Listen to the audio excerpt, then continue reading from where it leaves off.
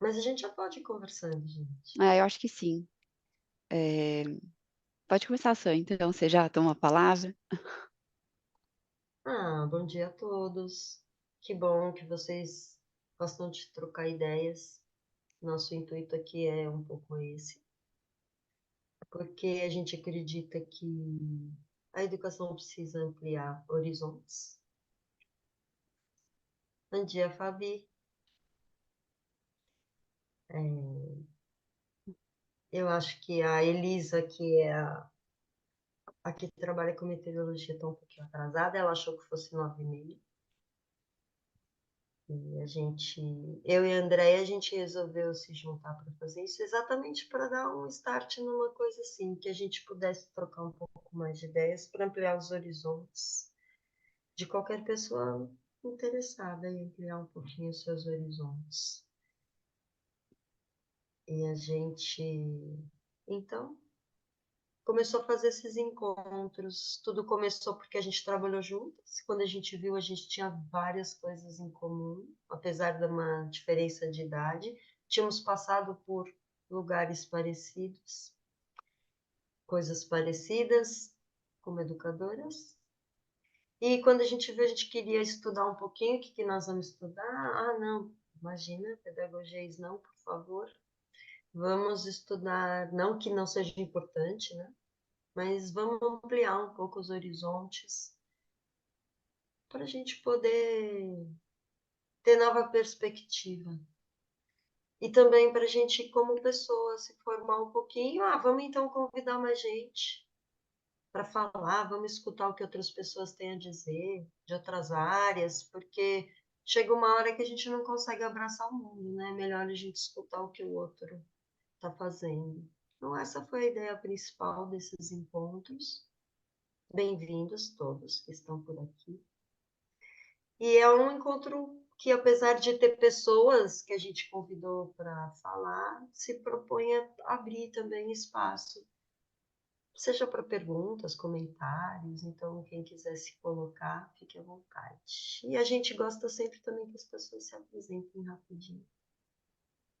Então, como a André me deu a palavra, agora eu passo para ela. Depois a gente faz uma rodinha aqui, rapidinho. Tá bom, obrigada. Bom, bem, todos são muito bem-vindos aqui, a gente está muito contente de vocês estarem aqui. Então, hoje a gente vai conversar sobre espaços e tempos, que é o tema que a gente tem proposto nesses encontros em Foco, da Criare, trazendo diferentes perspectivas. E a ideia é que seja bem diferente mesmo, né? No primeiro encontro, a gente teve pessoas da música, da arte, então tinha gente que era do cinema, da fotografia, né, de pianista, compositor, todos eram compositores também, cantora, foi bem diversificado. E hoje a gente traz, assim, uma outra combinação inusitada, né, porque tem a Inês, né, a Flávia que não está aqui agora, mas elas são da Florada Educação, que depois elas vão se apresentar um pouquinho mais, né? Não vou contar tanto, mas é uma proposta muito bacana, muito bonita para a educação em relação à natureza. A gente tem a Fabiana que é bióloga, né? E vai contar o que da biologia ela vai trazer para a gente. E temos também a, a Elisa, que vai entrar daqui a pouquinho, que ela vem da geografia, ela vai vir com o aspecto da meteorologia, e é um pouco estranho, né, a gente pensar o que que isso tudo tem a ver com a educação e o que que a gente vai fazer com isso agora. E a riqueza, né, do que a gente buscou nesses estudos, como a Sandra comentou, é justamente trazer diferentes olhares sobre o mesmo tema e a gente poder observar o que que a gente pode aprender com cada um, como a gente pode usar alguns aspectos na nossa própria vida, seja ela na vida prática ou mesmo fazendo analogias, né, e transpondo isso para a educação, seja em casa, né, na família ou na escola, com as crianças, né, e os adolescentes. Então, na verdade, é para todo mundo e para a gente que isso nos ajude a viver melhor sempre. Então, acho que ampliar os olhares é sempre bom, né? A Inês, por exemplo, é, já trabalhou comigo, né? Ó, a Marta que está entrando agora, a Cláudia que está aí, elas estão ocupadas, estão ouvindo a gente de câmera fechada. várias pessoas aqui que estão de câmera fechada falaram, posso entrar só ouvindo enquanto eu trabalho, enquanto eu faço alguma coisa? Claro que pode. Então, eu estava falando, né, a Inês, a Cláudia, a Marta. Ah, a Marta abriu. Vem, Má. A gente trabalhou junto, tudo bem. A gente trabalhou juntas, e foi trabalhando com elas que eu tive essa percepção, né, do quanto a gente poder, ampliar os nossos horizontes, pode realmente modificar a prática. Inês, até lembrei agora de uma charge que você levou, você lembra do quadro que tinha que ampliar, acho que a parede, porque o Sim. horizonte tinha mudado? É muito bacana. Então, essa é a ideia. É. Então, Inês, quer se apresentar? Posso aproveitar, deixa. Só para complementar, uma charge da Luísa Panunzio, que é uma desenhista que eu adoro, né? Acho que ela fala. Como é que é? Agora eu não vou lembrar, mas eu posso depois pegar e até colocar aqui, porque é bonita mesmo. Bom dia a todos, todas. Eu sou Inês Pinheiro, sou aqui de São Paulo, sou educadora. Até estava falando agora antes da gente começar, né, Sandra? A Sandra perguntou, você é pedagoga mesmo? Falei, sou pedagoga mesmo.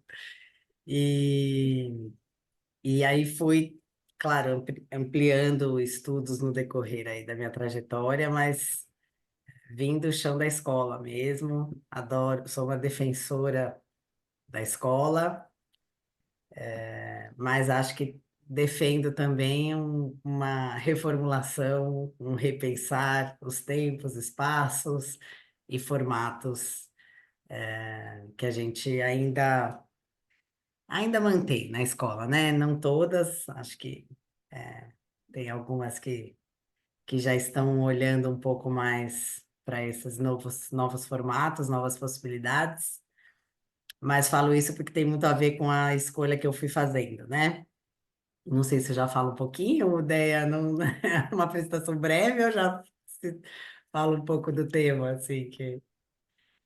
Acho que vamos nos apresentar, porque aí, quem sabe dá tempo da Isabel ir chegando, e da Isabel não, a Isabel está aqui, da Elisa, e de repente a Flá chega também, então a Tá. gente pode passar para a Fabiana Marque, Depois eu e conto um pouco aí desses você conta projetos. mais do Maravilha. percurso da Florada, Fico que feliz. vai complementar o que a gente vai trazer.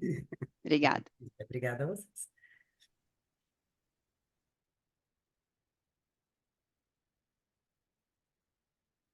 Oi, pessoal, bom dia a todos. Bom dia. Eu sou Fabiana Marque, eu sou formada em Biologia Marinha, sou daqui da Baixada Santista, de Santos. Acabei indo para São Paulo um pouquinho depois para continuar minha formação nessa área de biologia, trabalhei com botânica, fui para a área de botânica marinha, trabalho com algas marinhas. Então, lá na Universidade de São Paulo, eu fiz mestrado, doutorado. Hoje eu sou pós-doc do Jardim Botânico de São Paulo. Então, venho nessa linha ainda de trabalhar com preservação, conservação, essa parte de conscientização e pesquisas também relacionadas a alterações ambientais, mudanças climáticas, variações genéticas, e como que isso tudo fica nessa mudança do mundo que tem acontecido e que é sutil, só que está deixando de ser sutil com o passar do tempo. Então, a gente vai conversar um pouquinho mais sobre isso e um pouquinho mais da trajetória que vem acontecendo nesses últimos tempos e qual é a tendência possível aí, qual é a tendência para o futuro. Acho que é isso.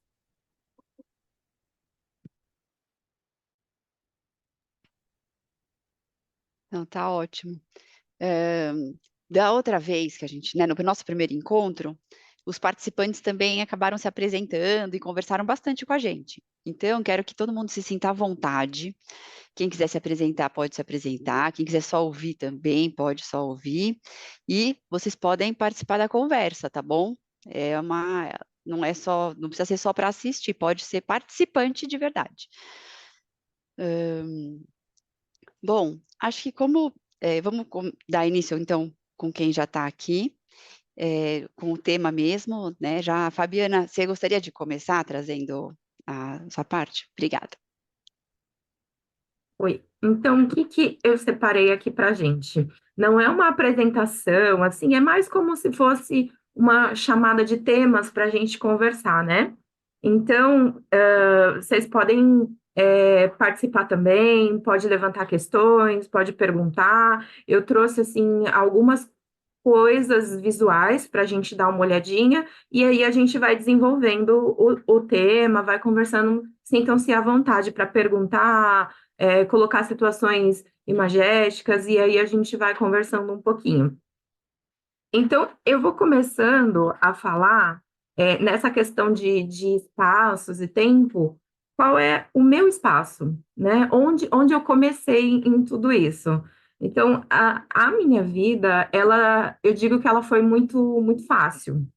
Não muito fácil de questões financeiras, foi muito fácil em questão de autoconhecimento, de saber o que eu queria para a minha carreira. Foi uma coisa muito inata. Então, desde que eu me entendo por gente, eu gostava dessa área de biologia, dessa área de natureza. A minha avó, ela gostava de cultivar plantas, essa planta serve para isso, essa planta serve para aquilo, morava na praia, então eu sempre tive essa tendência à natureza. Então, saber a carreira que eu ia seguir sempre foi muito fácil, no meu caso. Então, o meu tempo de percepção do meu local de inserção no mundo, ele foi muito fácil.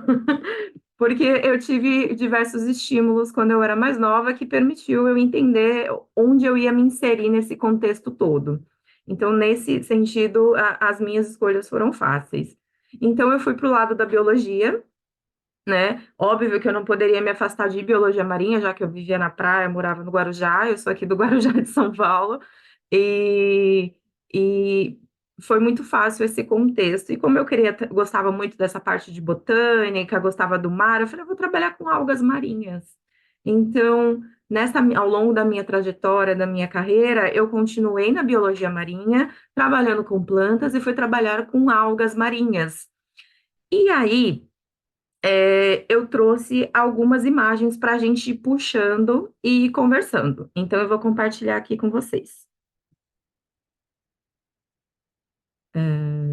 Aqui. Enquanto você faz isso, eu vou fazer um comentário, Fabi. Tá. Eu acho interessante que nessa história dos tempos e espaços, e que a gente, de alguma forma, visa educação, o quanto a gente, na verdade, tem isso como influência, né? Desde criança, essa vivência, onde a gente está, que tempo, que espaço que a gente vive, influencia muito.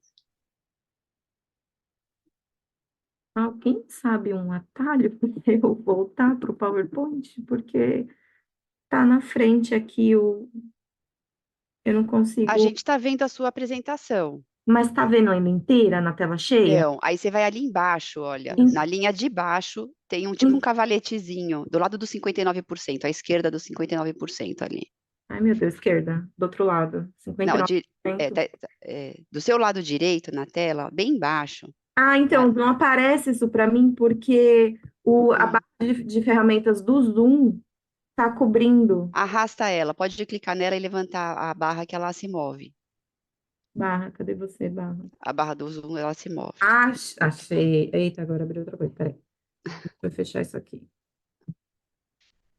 Peraí, acho que agora vai. Aqui. Isso, aí.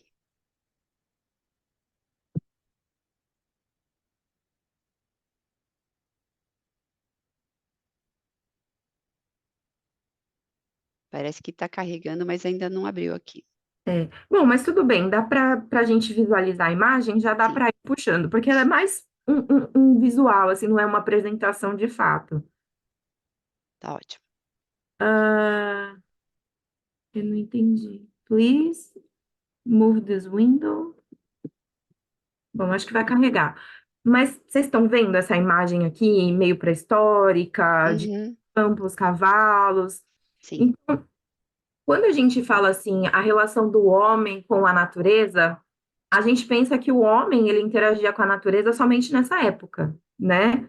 quando éramos nômades, nesse caso aqui, caçadores e coletores, não tinha aquela questão de cultura ainda, de cultura no sentido de cultivar gramíneas e cultivar plantas para alimentação.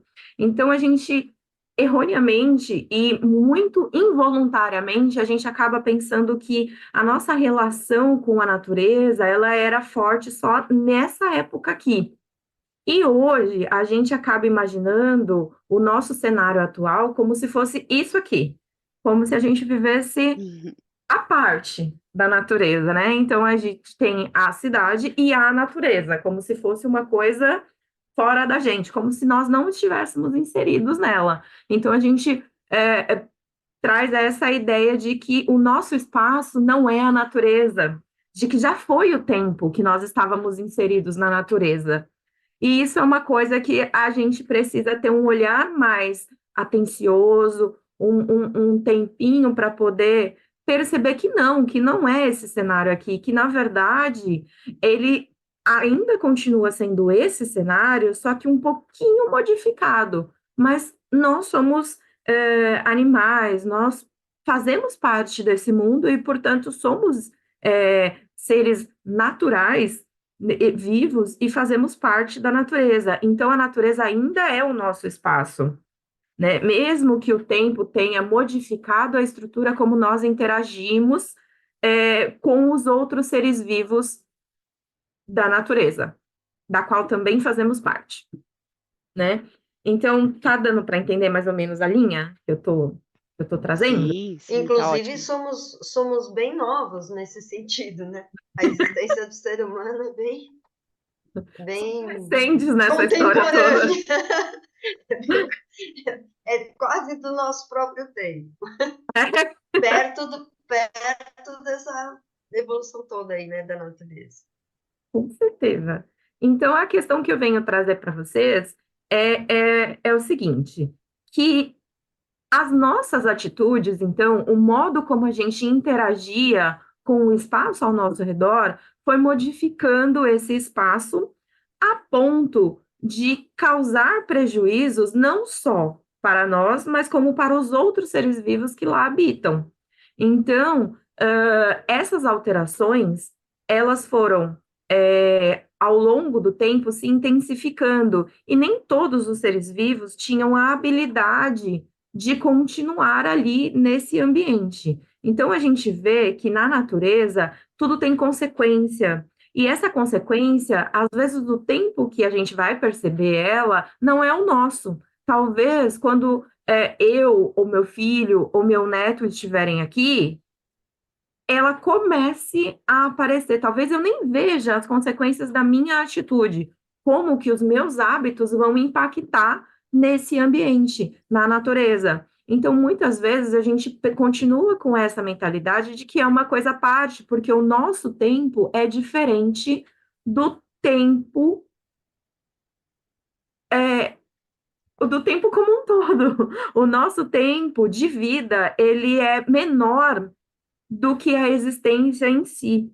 Então, às vezes, a gente acaba achando que nós estamos fora da natureza porque a gente acaba não vendo a consequência. Só que hoje nós sentimos consequências de uma época que nós não vivemos, que foi a Revolução Industrial. Então, toda essa modificação do ambiente de uma forma intensa, ela começou lá com a Revolução Industrial, onde as máquinas começaram a injetar uma quantidade maior de carbono na atmosfera, e isso foi intensificando algumas questões ambientais, como, por exemplo, o carbono, ele fica presente na atmosfera e impede que o calor que vem do Sol bata na Terra e seja refletida para o espaço novamente. Então, essas moléculas de carbono que são geradas pela queima de combustíveis fósseis ou pela queima de carvão, que era o principal input de carbono na atmosfera quando começou a Revolução Industrial, que era a queima de carvão para produção de energia, produção de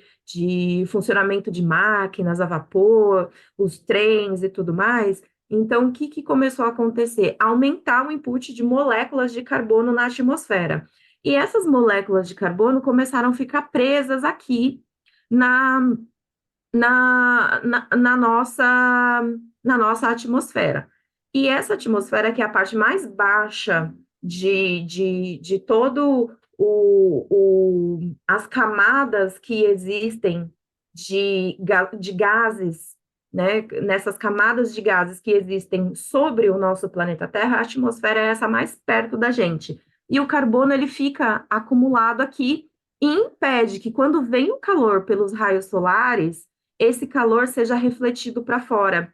Então, é como se essas moléculas de carbono fossem pequenos gandulas ali numa questão assim, no futebol, que não pode fazer o gol. O gol seria o calor ser refletido para fora do nosso planeta. Então, essas moléculas de carbono, elas são os nossos gandulas do mal. Então, eles impedem que esse calor vá embora e isso vai causando um aquecimento do planeta.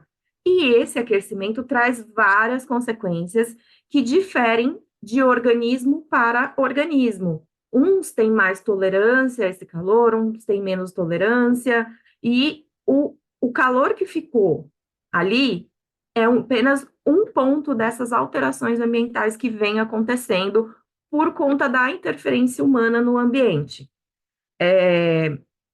Muitas pessoas falam assim, mas isso também é natural. Sim, também é natural, é um processo natural a retenção de parte do calor na nossa atmosfera. Porém, com a ação humana, isso fica um pouquinho mais rápido, né?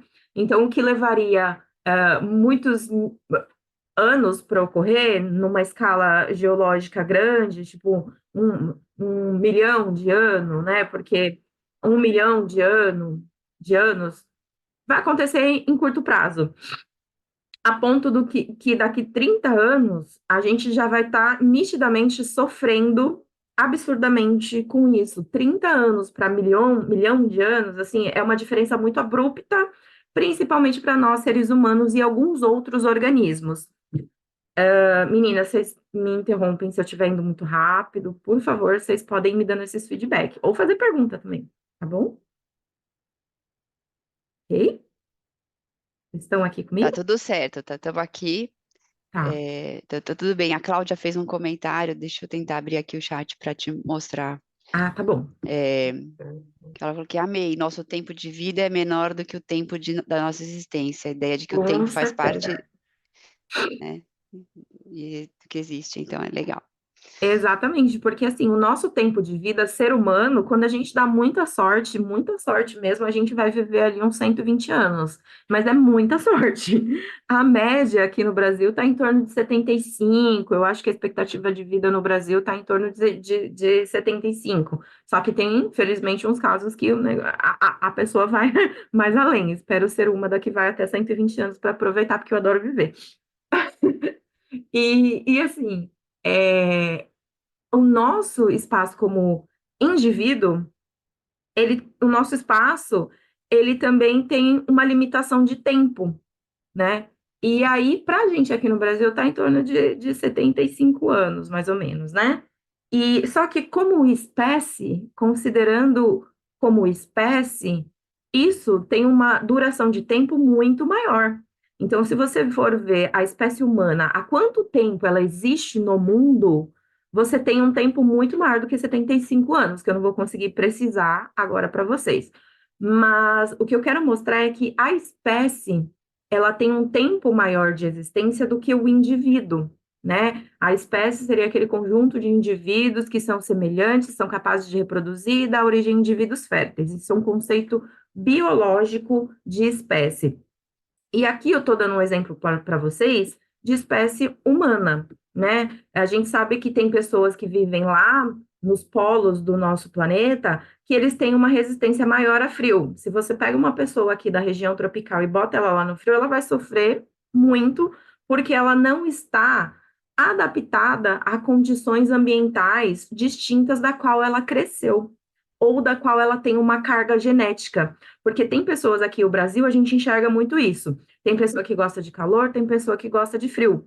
Por quê? Porque a história genética da pessoa trouxe informações biológicas de onde ela foi evolutivamente selecionada. Então, se tem uma pessoa mais branquinha, uma pessoa mais clarinha, ela já vai tolerar menos o calor, porque evolutivamente essas pessoas, elas diversificaram nas regiões mais próximas aos polos, então elas têm uma tolerância menor ao calor, diferentemente de uma pessoa que tem a pele mais escura. Então, essa pessoa com a pele mais escura, a seleção dessas pessoas, elas foram na região tropical. Então, a princípio, a diversificação da espécie humana, a origem da espécie humana, ela foi na região tropical. Então, as pessoas, elas tinham a pele mais escura como uma forma de defesa, uma adaptação. Foi isso que garantiu a sobrevivência da espécie humana no mundo. Teoricamente,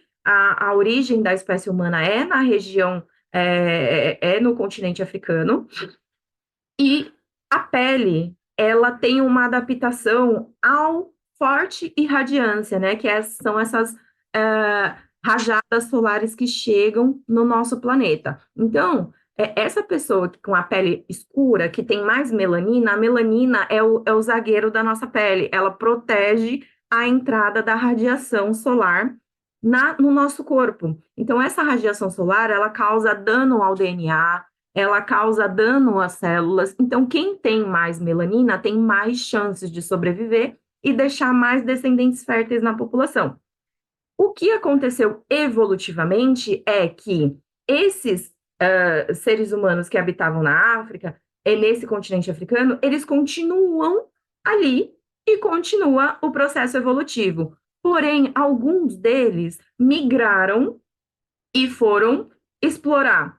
Só que quem tinha mais melanina não conseguia absorver a radiação solar, porque ela é mais fraquinha, mais próximo aos polos do nosso planeta. Então, quem tinha muito zagueiro ali não conseguia que entrasse um pouquinho de radiação solar no corpo. Isso é extremamente importante para a produção de vitamina D.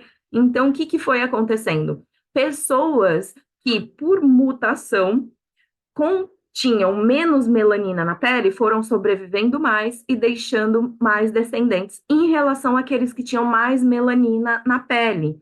Então, evolutivamente, ou seja, considerando o espaço que o organismo sobrevive, a região onde ele está inserido e as características genéticas dele, quem tinha mais chances de sobreviver na região próxima aos polos era quem tinha menos melanina, porque conseguia absorver um pouquinho de radiação solar, porque tinha menos zagueiros ali impedindo que essa radiação entrasse e sintetizasse vitamina D. Então, ao longo de gerações, o que a gente foi vendo foi uma diversificação, onde quem era mais adaptado para aquele ambiente onde sobrevivia, para aquele local, para aquele espaço, tinha mais chances de sobreviver e deixar descendentes na população. Então, foi assim que foi diversificando as colorações de pele na espécie humana. Então, o que aconteceu? Quem tinha menos melanina tinha mais chances de sobreviver nas regiões mais próximas aos polos. E quem tinha mais melanina tinha mais chances de sobreviver e deixar mais descendentes nas regiões tropicais, equatoriais. Então, se a gente for parar para pensar, pessoas que vivem em regiões tropicais, equatoriais, elas são pardas, elas são pretas. Por quê? Porque elas têm mais melanina, que foi a característica que permitiu a sobrevivência deles naquele espaço, que recebia uma maior incidência de radiação. Isso é uma questão evolutiva em relação à pele. A gente tem outras características evolutivas que foram evoluindo ao longo do tempo, que foram sobrevivendo, foram conferindo características mais favoráveis para aqueles indivíduos naquele espaço. Então, a questão pele foi assim que ela foi se diversificando ao longo dos anos para a espécie humana. Hoje, desculpa, com a globalização, a questão de pele, ela já foi modificando muito, porque hoje em dia, a gente usa roupa, hoje em dia, a gente pode viajar, então aquela carga genética que antigamente era restrita a um espaço exclusivo, porque não era fácil transitar de um espaço para outro ao longo do tempo de vida de um indivíduo, hoje em dia é diferente. Hoje você vai do Brasil à Europa em 14 horas. Você está lá. Antigamente, isso demorava anos para você fazer isso a pé, e quando você conseguia, porque tem um oceano todo na frente. Então, eu vou tomar uma aguinha. E é legal, né, Fabi, deixa eu fazer um comentário, um pensamento aqui que eu tive. É legal a gente também pensar nesse sentido, porque dentro dessa escala maior de tempo que você está expondo, também se transformou a percepção sobre isso, né? Então, hoje em dia, porque também as pessoas viveram já muito mais tempo nesses locais e criaram culturas, né? Criaram maneiras diferentes de viver, não só a cor da pele, mas também a forma de sobreviver naquele local. E assim vai. E hoje já abriu também, né? Já Aham. globalizou um pouco mais, mas as consequências também são da parte humana, né? Assim, de como, porque essa história da separação entre a biologia e a cultura, né? Entre a parte biológica, a natureza, e a cultural, que o ser humano foi fazendo, né? Foi falando assim, eu Sim. sou muito mais cultura do que natureza. Eu sou muito mais capaz de me desenvolver e de me agregar através da cultura do que através da natureza. É, Isso ajudou a separar um. isso, eu falo que tá tudo interligado, né? Tá tudo ligado. Porque, assim, se a gente for parar para pensar, a cultura afeta a natureza. Tipo, se você tem uma cultura de alimentação saudável, a sua natureza biológica, o seu corpo, ele vai ser de uma forma. Se a sua cultura é uma alimentação não saudável, o seu corpo, ele vai ser de outra forma. Então, não basta o seu cunho genético, a cultura, o modo como aquele povo se alimenta, o modo como aquele povo interage. Tudo isso afeta. O que é padrão de beleza para um grupo, não necessariamente é padrão de beleza para outro grupo. E isso vai afetar a carga genética daquele povo. Então, a cultura, ela está diretamente relacionada à, à genética. Se a gente for parar para pensar, a cultura afeta a genética. Então, às vezes a gente fala, não, são coisas separadas. Não são, não são. Existem muitos trabalhos de biologia que trazem essa mescla da cultura influenciando o caráter genético. Eles são lindos, esses trabalhos, eles são lindos. Então, se a gente for parar para pensar, eu trouxe essa questão de pele, porque é uma característica muito visual, muito fácil das pessoas reconhecerem, mas existem N características fisiológicas que vão se alterando dependendo do espaço que o organismo vive e o tempo onde aquele organismo vive ou viveu, né?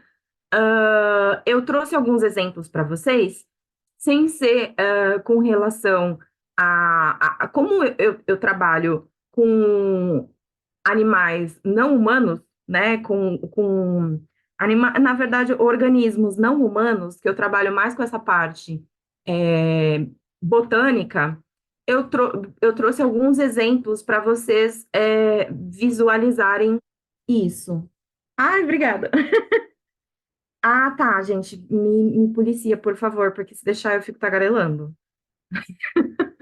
Eu mandei mensagem para a Fabi falando que eu tô amando, dá para fazer um encontro só com tudo isso que ela tá trazendo, mas a gente precisa de um tempinho para as outras pessoas também colocarem seus pontos de vista, mas tá muito legal. É Ah, que muito, bom. muito bacana você estar trazendo, né, esse olhar de que nós somos natureza também, né? Sim, Então, sim, assim, é um organismo, né, e influencia no meio, é uma relação, né, de integração mesmo, porque o que a gente mexe na gente influencia no meio, se você mexer no meio também pode influenciar na gente. Então, super. tá bem bacana, mas é isso, só cuida, por favor, que a gente precisa passar ainda para a Elisa, que chegou já, Aham. bem-vinda, Elisa, e a Inês e a Fabi, e a Flávia, que a Flávia também já entrou. Tá. Então, vou pular para cá. O que eu trouxe para vocês? Então, A questão é que existem inúmeras características que podem ser afetadas dependendo do ambiente. E o ambiente pode ser afetado pelas características dos organismos. Então, é um ciclo. Então, eu trouxe um exemplo aqui para vocês, que, assim, pelo ser humano achar que ele está fora disso daqui, ele não percebe o impacto que ele tem. Agora começou a perceber, né, que tá ficando perigoso para o ser humano, então começou a acontecer um pouquinho disso. Começaram a perceber, né? Existem muitas pesquisas que mostram. Bom, eu não estou conseguindo clicar ali, mas eu vou aqui. Então, esse aqui, pessoal, esse aqui, não, esse aqui não. Esse aqui é um artigo muito legal, que ele faz uma síntese. Ele é ótimo para a gente fazer esse link de como tudo está interligado. Então, um espaço, ele afeta os organismos e os organismos afetam o espaço ao longo do tempo. Então, vamos lá. Esse aqui é um artigo científico que tem por título Efeitos das Mudanças Climáticas, o efeito das mudanças climáticas globais sobre as comunidades de algas marinhas. Só que se a gente for parar para pensar, a gente não pode simplesmente isolar as algas marinhas do resto das comunidades, né? Do resto dos organismos que vivem no ambiente. Então, vamos lá. Espécie, conjunto de organismos de características físicas semelhantes, que interagem entre si, são capazes de se reproduzir e deixar descendentes férteis numa população. População, conjunto de indivíduos de uma mesma espécie que interagem entre si. Ok? Comunidade, conjunto de espécies diferentes que ocupam o mesmo espaço. Então, isso é uma comunidade. Então, aqui, eu trouxe para vocês uma comunidade marinha. Então, nesse primeiro quadradinho aqui, a gente tem. Vocês já ouviram Bia, a gente não está vendo esse quadradinho, a gente está vendo só uma tela com o nome da pesquisa. Oh, não mudou? Não. Porque eu já mudei a tela. Quer parar e compartilhar de novo? Para e vê se melhora, porque a gente parou na tela, na lâmina 4. Tá.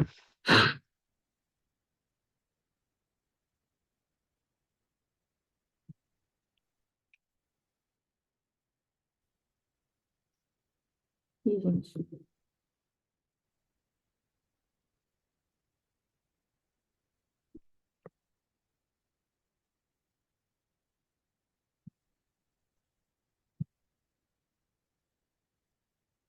Posso cantar uma música para você?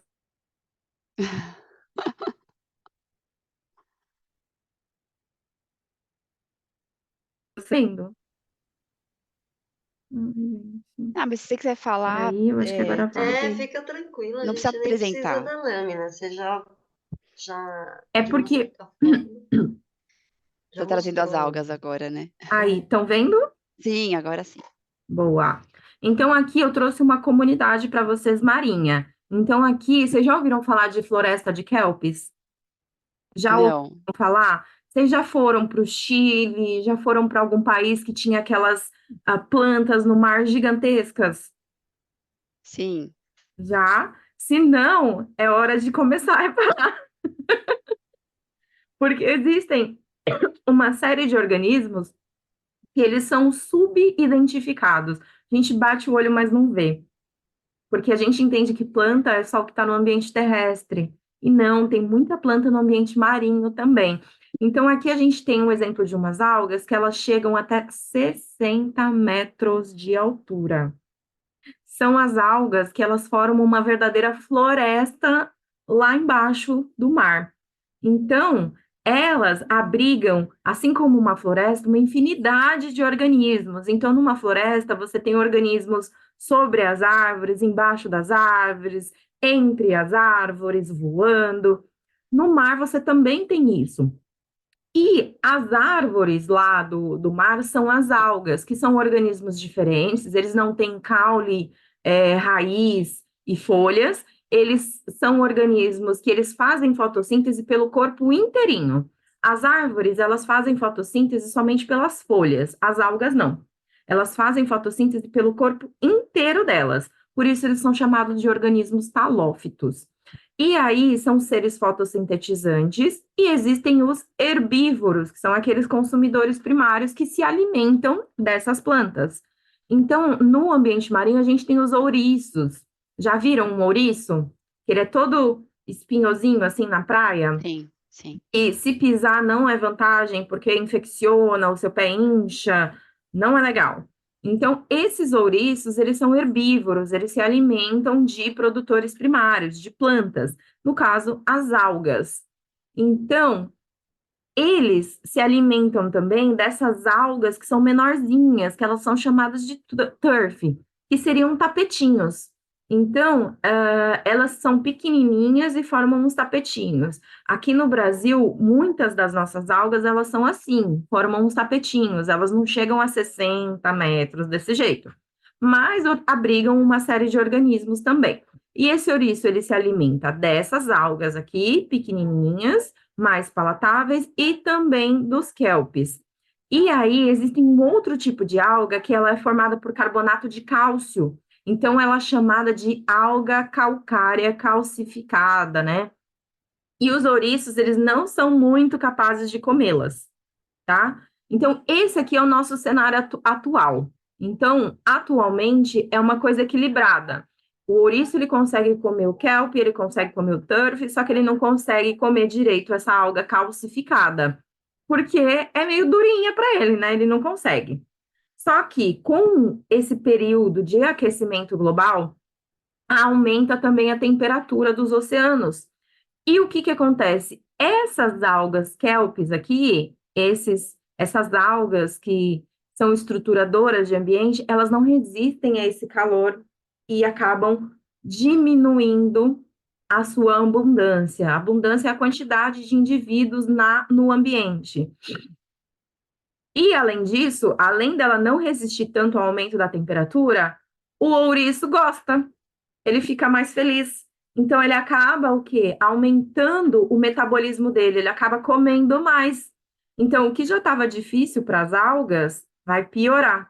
Então, a gente vê a setinha maior aqui, tá vendo que ela está mais larga? Então, intensifica o processo de alimentação dos ouriços à base de algas. Então, nesse cenário de aumento da temperatura global, aumenta a temperatura dos oceanos, que diminui a sobrevivência das algas e aumenta o metabolismo dos ouriços, que vão comer mais algas. Deu para pegar as consequências de tudo isso? E por que está aumentando a temperatura? Por conta de influência humana, que está liberando mais carbono. Esse carbono é o zagueiro, que impede que o calor saia. Esse calor aumenta a temperatura do planeta, que aumenta a temperatura da água, que faz com que a alga não sobreviva tanto, que faz com que aumente o metabolismo do ouriço, que se alimenta mais de algas. E com o passar do tempo, o cenário é uma diminuição de espécies no ambiente marinho. Espécies essas que às vezes a gente nem sabe que existe porque não teve estudo. Então a gente acaba perdendo uma diversidade que a gente nem conhece. Só que aí eu te falo uma coisa: o pulmão do mundo não é a Amazônia. O pulmão do mundo são as algas marinhas. Olha só. O que vai acontecer? Diminui o input de oxigênio na atmosfera. Quem respira oxigênio? Quem respira oxigênio? Nós, organismos terrestres.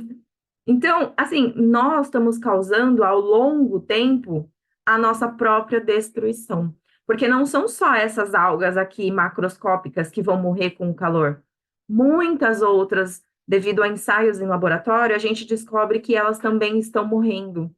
E elas são microscópicas. E a coluna d'água abriga milhões de algas microscópicas que fazem fotossíntese e produzem oxigênio, que vai para a atmosfera e a gente respira, tá? Então, tudo isso tem uma consequência.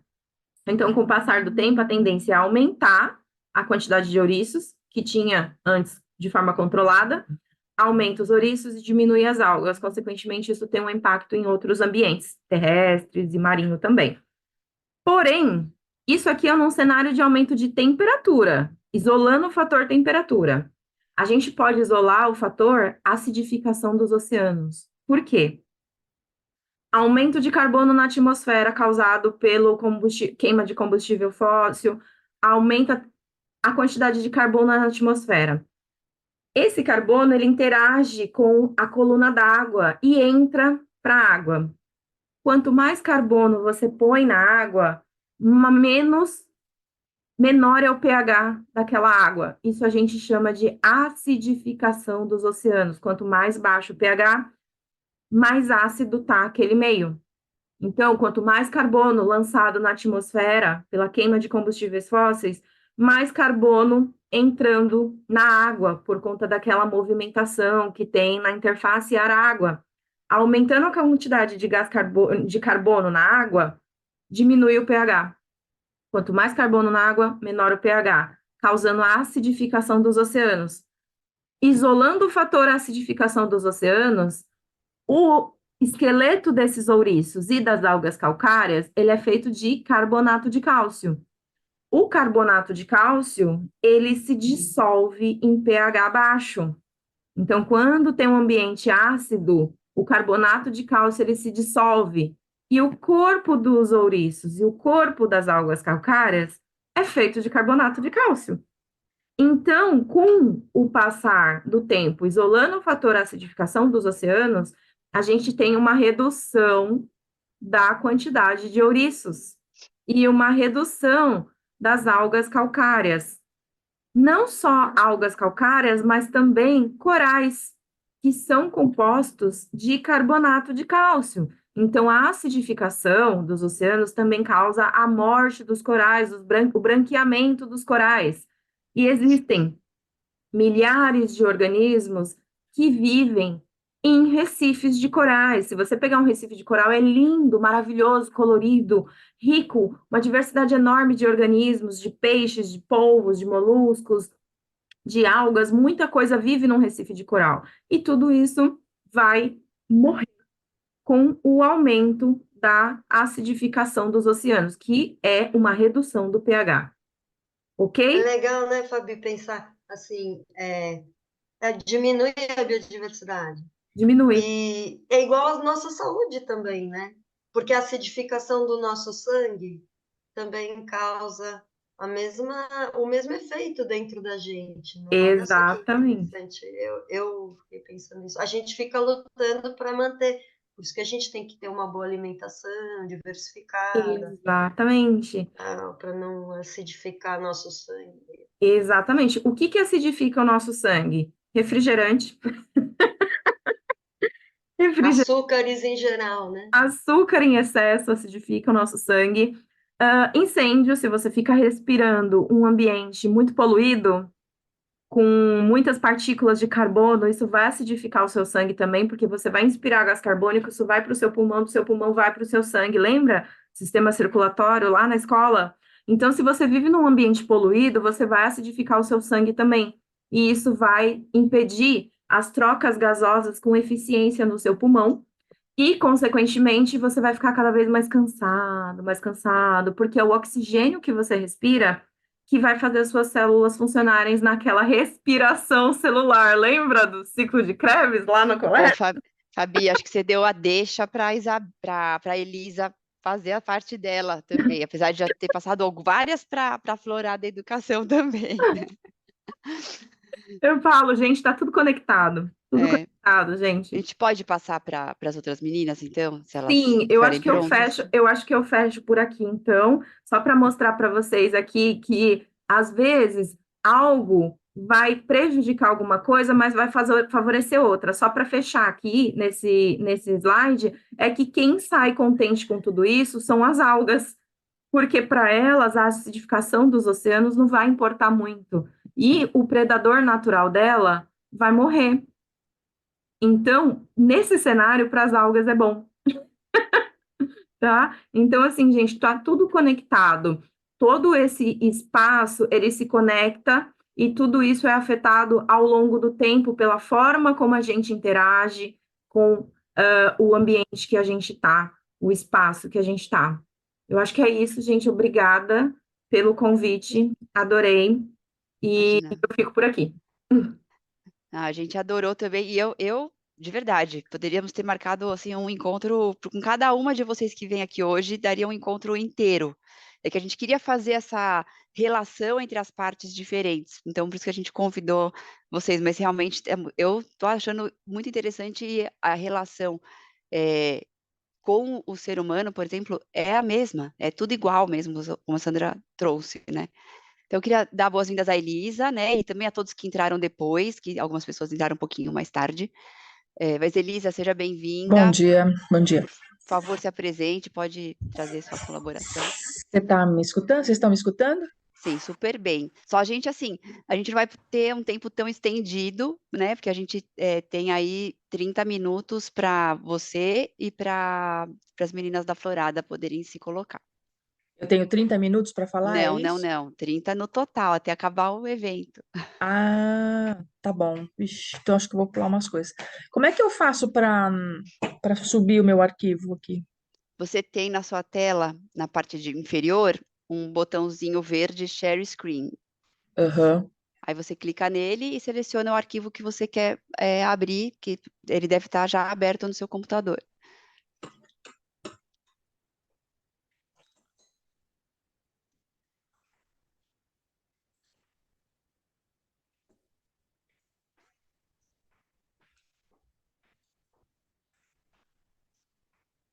Vocês estão enxergando? Sim,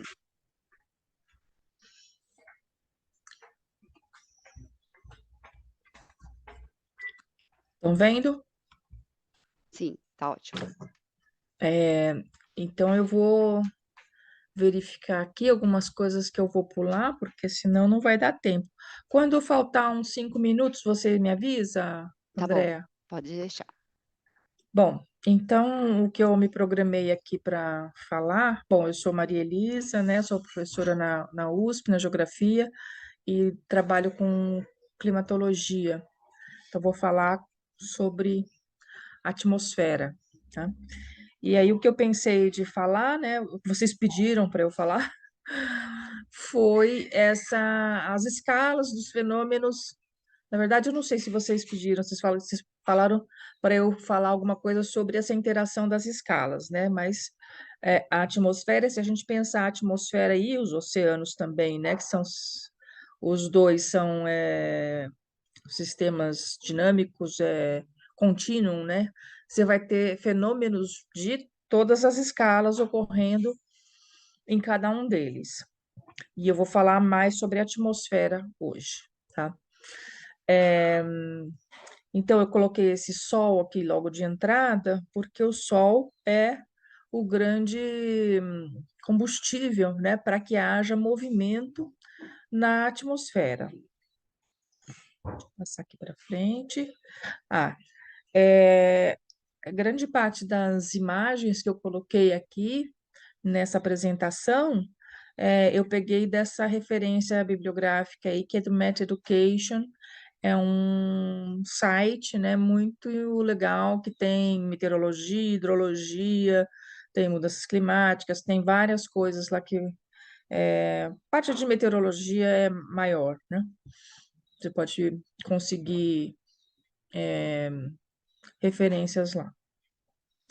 Bom, falando então, do que realmente, do principal, né, motor para os diferentes sistemas atmosféricos que a gente observa no globo terrestre, né? A gente tem que partir do Sol, e a radiação solar é uma radiação de onda curta, com um pico máximo ali em 0,5 micra. E aqui nesse desenho, nessa figura, vocês podem observar, né, que uma mesma quantidade um desenho para simular que a mesma quantidade de radiação que chega na parte equatorial, nos trópicos, vai ser distribuída por uma área menor do que a que chega aqui nos polos, né? Tá vendo aqui que nos polos, essa área aqui, vocês estão vendo meu mouse? Sim, estamos Essa sim. área aqui é maior, né? E essa área aqui no Equador é menor. Portanto, os polos vão ser mais frios, porque a gente vai ter que distribuir a mesma quantidade de energia numa área maior, tá? Além de aqui ser um pouco mais distante, tá? Mas o fator preponderante é essa questão da área que você tem que distribuir a radiação numa área maior. Bom, aqui tá, nesses desenhos aqui, tá falando mais ou menos a mesma coisa, porque é a insolação, né, em diferentes latitudes. A radiação solar, então, aqui nessa primeira da esquerda, né, é uma região equatorial, na segunda, uma região de latitudes médias, e a terceira nos polos. Então, vocês vejam que nos polos, né, essa área aqui, ó, tem 2 unidades, né, e aqui no Equador tem uma unidade. Então, a radiação vai ser distribuída numa área maior aqui nos polos, portanto, vai ser mais frio. E também, né, associado a isso, e também há um movimento de translação da Terra em torno do Sol, e da inclinação, né, do eixo da Terra em relação à perpendicular ao plano da eclíptica, que a eclíptica vai ser o plano formado pela Terra e pelo Sol, né? Uma perpendicular a esse plano aqui, a inclinação do eixo da Terra é inclinada em relação a essa perpendicular, né? E por conta dessa inclinação, então a gente tem as estações do ano, tá? Aqui tem o Trópico de Capricórnio, o Trópico de Câncer, né? A radiação vai conseguir chegar no zênite, que é a nossa vertical, só até os trópicos, né? Depois dos trópicos ela já chega inclinada. Bom, então outra coisa importante também é falar que as fotos aqui estão sobre a figura. Não sei se de todo mundo tá. Deixa eu ver. A gente pode deslocar, né? Vejam aqui que nesse gráfico de cima, né, a radiação solar centrada em 0,5 micra aqui, a maior intensidade, né, está centrada em 0,5 micra. E na radiação terrestre, radiação de ondas longas, está centrada aqui em 10 micra, tá vendo? E a radiação terrestre, né, ela tem uma intensidade muito menor do que a solar, tá? E não é por mero acaso, né, que a maior intensidade de radiação solar está associada aqui à faixa do visível, que é a região espectral onde a gente enxerga, né? A gente se adaptou a essa radiação solar máxima aqui. E aqui embaixo tem as interações da radiação, tal, mas eu vou passar mais rápido sobre isso. Então,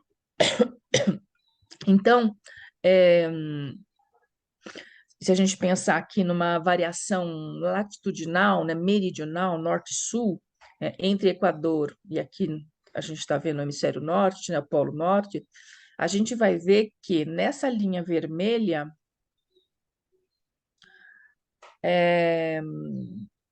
está a radiação de onda longa, tá? É o saldo de radiação de onda longa. E na linha azul, a radiação de onda curta, solar. Tá? Uma é terrestre, né? A de onda longa é terrestre e a de onda curta é solar. Então, a gente tem um saldo, né, de radiação aqui nas regiões tropicais, ó, entre 40 norte e 40 sul, né? E um déficit de radiação além dessas latitudes, né, de 40 norte e 40 sul, tá? Então, como a gente tem esse saldo de radiação nos trópicos, como a gente pode considerar a atmosfera, né, ou o sistema Terra-atmosfera junto com o oceano, um sistema termodinâmico fechado, vai ter que haver a redistribuição dessa energia, né, entre as latitudes. Então, esse gráfico aqui mostra Aqui no eixo X, ó, estão as latitudes, né? No centro, o Equador, vai até 85 graus norte, até 85 graus sul. Essa linha vermelha e a linha azul são as mesmas do gráfico anterior, que então é a quantidade de energia, né, associada a ondas curtas, que é a vermelha, e as ondas longas, que é a azul, mostrando aqui, né, um superávit de energia nas regiões tropicais e um déficit nas regiões de latitudes médias e altas. Então, deve haver, né, um transporte de calor entre as regiões tropicais e as latitudes mais altas e polares, tá? E esse transporte, ele vai, na nossa atmosfera terrestre, né?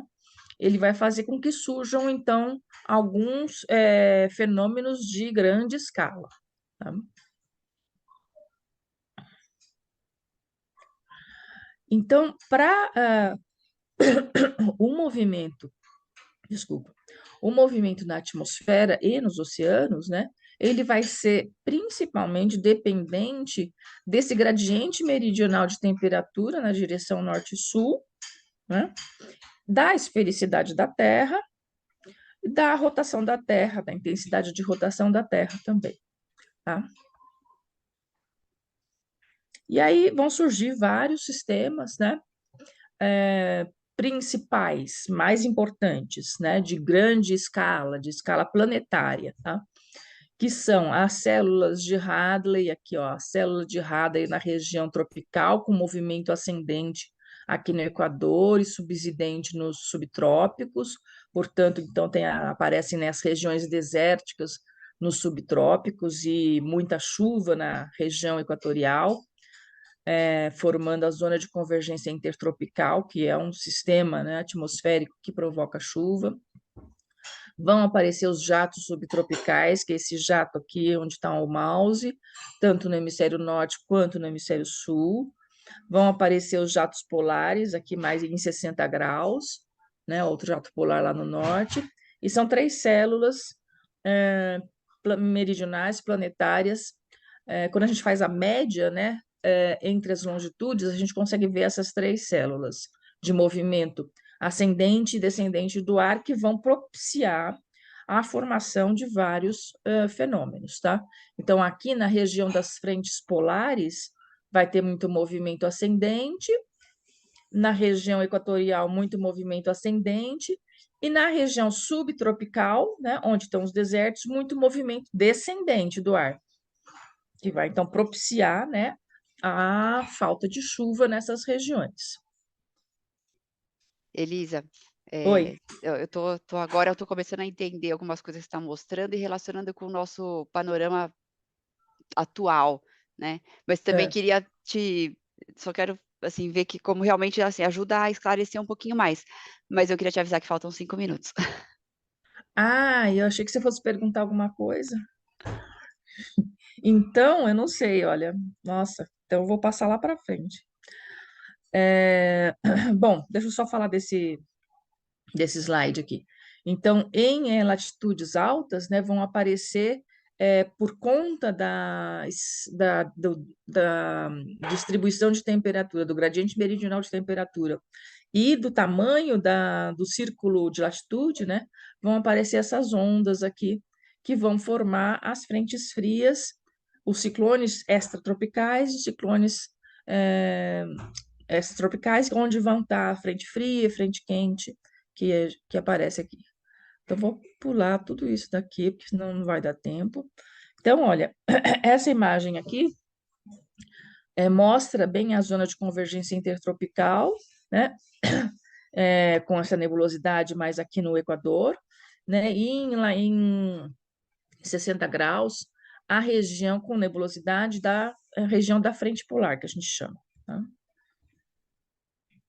Aí existem padrões de pressão, né?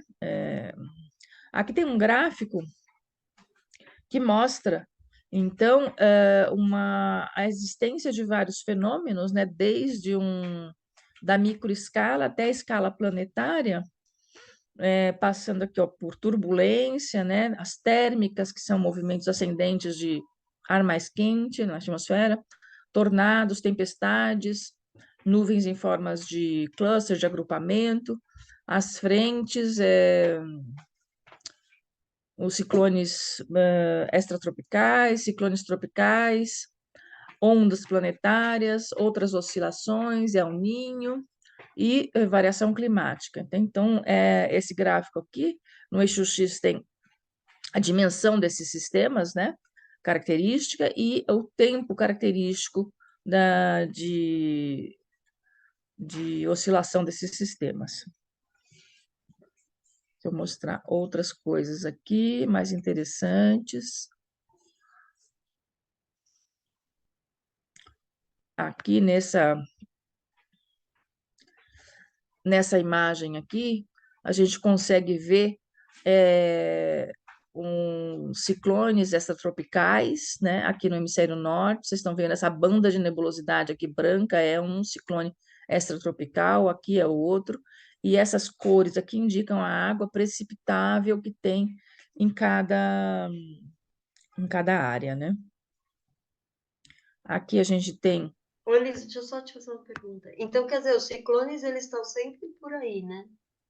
Só o Na quê? verdade, eles estão sempre funcionando. É que quando eles atingem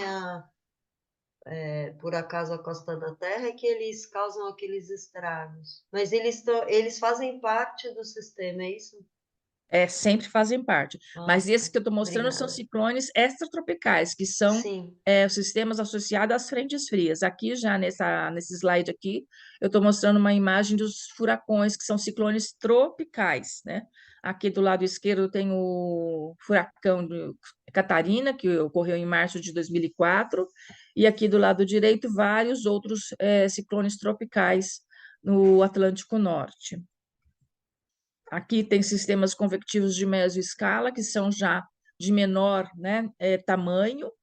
Então, aqui nesse outro slide tem chuva orográfica, que eu estou descendo aqui na escala, né, fazendo um zoom aqui para vocês, indo da escala planetária até uma escala menor. Aqui embaixo tem uma nuvem de onde vai poder sair um tornado, tem um tornadinho aqui embaixo, e aqui do lado direito uma célula de tempestade, uma nuvem de tempestade, com movimentos ascendentes aqui em amarelo e descendentes.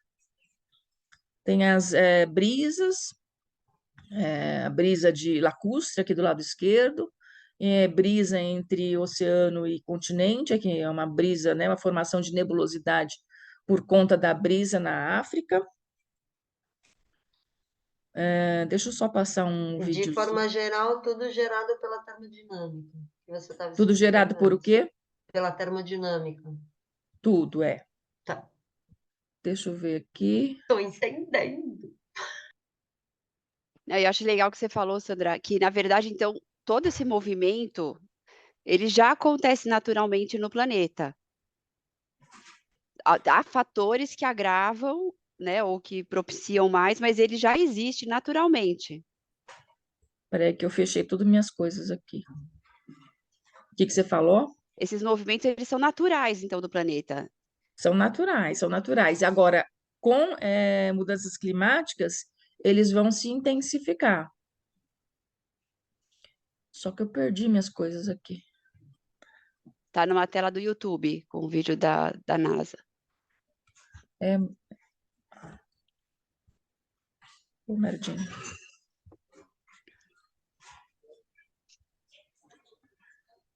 Queria voltar para minha apresentação. Você pode parar e compartilhar de novo, mas vou pedir para você... ela tá ali em cima, olha. Na aba superior, clica na aba da aula. Eu tô vendo aqui. Onde que está a aba da Na aula? sua tela do seu navegador, você tem lá em cima, tem a aba do YouTube que você está clicada agora. Se for para a esquerda, tem a aba da aula, da apresentação. Então, mas ó, your screen... Você não deve estar vendo porque a barra do zoom deve estar na frente. Clica na barra do zoom e desce um pouquinho, você deve enxergar. Não, perdi minha aula aqui. Ah, tá aqui. É. Achei. Na verdade, era isso aqui que eu queria passar para vocês. Esse filminho aqui é 1 minuto só. Tá.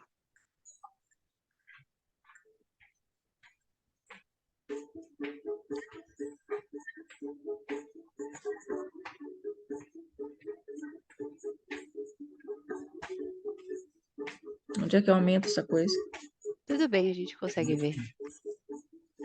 Gostei da musiquinha da Terra dançando. Não consigo aumentar a tela. Tudo bem, pode deixar. Bom, esse vídeo aqui é sobre tem uns furacões aí passando, mas é para mostrar, né, como a atmosfera ela é um contínuo. Acho que serve bem para isso. Tem assim, nessas partes brancas assim tem fumaça, né, de queimadas, e tinha mais um negócio aqui, peraí.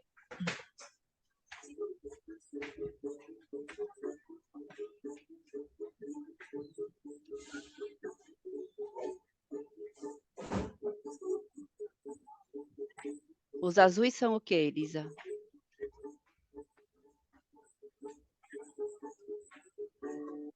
Ó, aqui embaixo, ó, estão vendo? É um furacãozinho.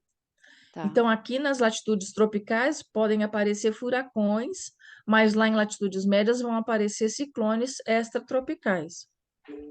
E a fumaça é esse meio saindo aqui da Terra? Alguém fumando um cigarro aí no meio?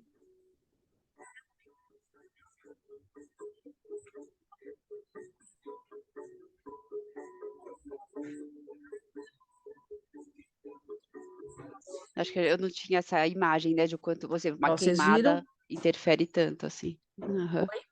Fala. Eu não Não, acho que escutei o eu que acho você que falou. essa imagem, visualizar isso, dá para entender como que uma queimada interfere no globo todo. Vocês se lembram acho que foi o ano passado ou outro ano, né? Aquela quando São Paulo ficou tudo escuro, por conta da fumaça que veio lá Sim. de Rondônia, É da verdade. região norte. Bom, acho que eu vou parar por aqui, né? Porque acho Tá que meu tempo ótimo. já esgotou. Ai, E obrigada. então, é isso que eu gostaria de falar, em parte, né? Obrigada. Não, mas a gente fica bem curioso. E é legal ver essa parte assim, de forma muito mais ampla do que nossos olhos são capazes de supor ou de enxergar, né? Com A esses gente, dados assim de sensoramento remoto, mesmo fazendo a análise, né, de cartas sinóticas, que são as cartas de tempo das condições atmosféricas, você consegue ter uma noção, né, grande de todos os sistemas. nossa, muito interessante. Obrigada, Elisa. Então, agora eu vou passar para a Flávia e para a Inês, que a Flávia até tem um problema de horário, né? Não é um problema, né? Tem um bom evento com o filho dela, então, vou passar a palavra para elas. Obrigada, Elisa. Nada. Bom, obrigada, gente. Obrigada, Elisa. Obrigada, Fabiana. Só temos isso. Vamos voar aqui nesses 10 minutos finais, porque a Flá tem que sair às 10h30 em ponto. Eu vou tentar pular bastante coisa também, mas vamos lá. O que a Fabiana e a Elisa trazem é uma introdução para o que a gente vai trazer, né? Então, resumidamente, todas essas mudanças, todo esse afastamento do ser humano com a natureza, a própria lógica antropocêntrica, né, de entender que somos uma espécie acima das outras e que podemos dominá-las e dominar o planeta, isso foi gerando um grande equívoco aí no decorrer dos tempos e a gente chegou onde chegou, né? Então, eu e a Flá somos educadoras, colegas de trabalho, fomos colegas de trabalho por 18 anos, e na trajetória de cada uma, paralelamente, mas também, de certa maneira, em conjunto, né, Flá, que sempre tivemos muitas ideias e afinidades em comum, a gente foi estudar esse tema que era uma paixão para as duas, que é a educação e natureza, e nos especializamos nisso, aprofundamos muito os nossos estudos sobre isso, e aí criamos o Florada Educação, que é justamente um projeto que defende essa conexão, né? E a gente acredita que essa conexão precisa acontecer desde muito cedo, justamente porque a criança ela tem como uma força inata dela essa conexão, né? E ela tem todos os poros abertos, ela e a natureza se misturam ali. A gente que vai engavetando, afastando, né, como adultos que têm medo e olham para a natureza como suja, ou vivemos numa cidade como São Paulo e vamos enclausurando cada vez mais as crianças, emparedando, então sai de casa para a escola, da escola para o clube, do clube, e aí nisso perde-se, né, cada vez mais essa conexão e as tecnologias, enfim. Vou resumir muito brevemente aqui tudo que nos levou a fazer essa defesa. Flá, você vai me completando, tá? Eu vou dando uma corridinha aqui. Então, vou compartilhar aqui também, rapidamente, para vocês. Espera aí, deixa eu só achar. Então, aonde surge o Florada? Vocês estão vendo a minha tela? Sim. Sim. Aonde surge o Florada, né? Nessa defesa, dupla defesa, né? De que é importante para o sujeito essa formação e essa construção em contato com a natureza, e é importante para o planeta, uma vez que se a gente não parar e olhar para isso, né? E entender que a gente precisa se reconectar se reconectar não, né? Se ver, porque como a Fabiana disse, somos natureza também, né? Então, se a gente não lembrar disso, a gente vai por um caminho muito equivocado mesmo, que não vai dar certo, né? Então, a gente traz aqui alguns dados estatísticos. Essa pesquisa, quando fala nos últimos 10 anos, é importante dizer que essa pesquisa é uma pesquisa de uma autora chamada Heike Freire, que lançou um livro em 2013, então ela se referia a uma pesquisa de 2003 a 2013, ela já não é atual. Mas se a gente for pensar, provavelmente esses dados estão mais agravantes, né? Mas em 2013, ela trazia essa pesquisa que dizia que a partir dos anos 70, a autonomia das crianças para se afastar de casa e brincar sozinhas diminuiu 90%, e o tempo livre em aproximadamente 15 horas semanais. Que 51% das crianças de 7 a 12 anos não possuem a permissão para subir em uma árvore sem a supervisão de um adulto. Muitas crianças passam tantas horas entre quatro paredes que não têm consciência das mudanças do tempo e das estações. Crianças com diferentes deficiências respondem de maneira positiva a terapias relacionadas com a natureza, então tem dados positivos e negativos, né? E neurologicamente o cérebro humano não está preparado para processar o excesso de estimulação que a nossa forma de vida atual exige. Atual em 2013, vamos combinar que em 2024 está bem mais grave, né? Ao mesmo tempo, os benefícios do contato com a natureza.